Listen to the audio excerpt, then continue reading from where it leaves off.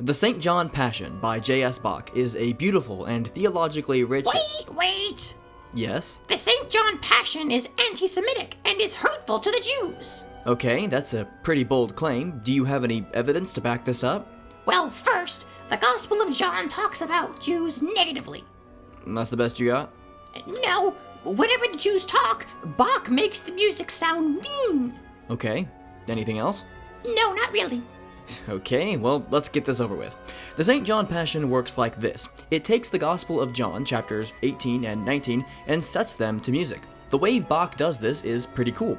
One person sings all of Jesus' lines, another person sings Pilate's lines, another sings the narration, and the choir sings the parts where more than one person is speaking at the same time, and so on.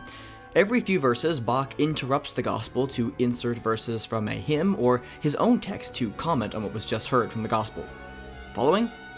Just so we're clear, the argument posed by many liberal scholars today is that Bach is anti-Semitic because he quotes the Gospel of John, which is supposedly anti-Semitic. But is the Gospel of John anti-Semitic? No, not even close. First, we have to understand that the Gospel of John, having been written by a Jew, is about as Jewish a text as it gets. The Gospel of John wasn't written by John the Apostle. It was written by some random non-Jewish Christian 100 years later. Actually, there's some pretty powerful internal evidence to show that whoever is writing the Gospel of John is a first-century Jewish writer. The first clue is the writing style and content, which is decidedly Semitic. Examples of this would be using two verbs of speech to introduce quotations, a pleonastic sentence structure, the use of Semitic idioms, and John's extensive understanding of Hebrew wisdom literature displayed in John 1. But the Gospel of John was written in Greek. Jesus' disciples couldn't speak Greek.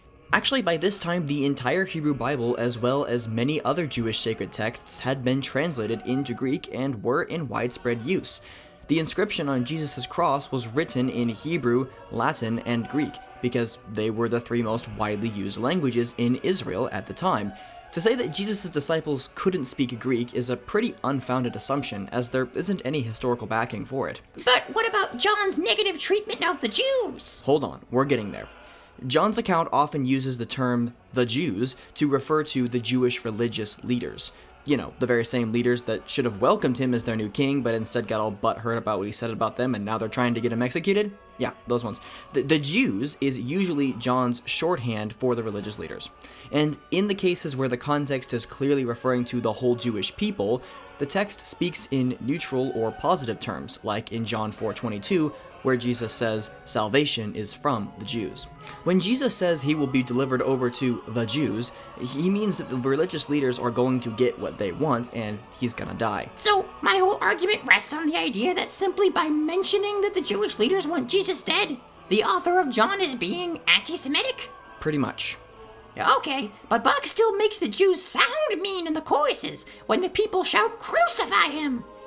I want you to say that one more time. Slowly.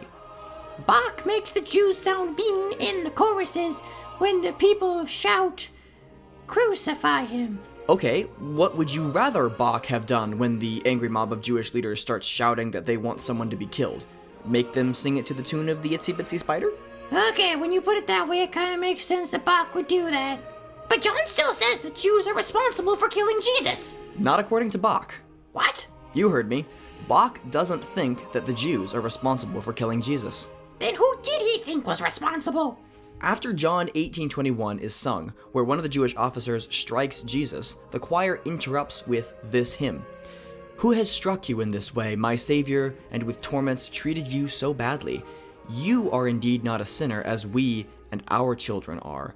Of wrongdoing you know nothing. I and my sins, that are as many as the grains of the sand by the sea, have provoked for you the misery that has struck you, and the host of troubles and torment. Wow, so Bach is saying that we ourselves crucified Jesus because if we hadn't sinned, Jesus wouldn't have needed to go to the cross and die for us? Yup. I love Jesus. Me too.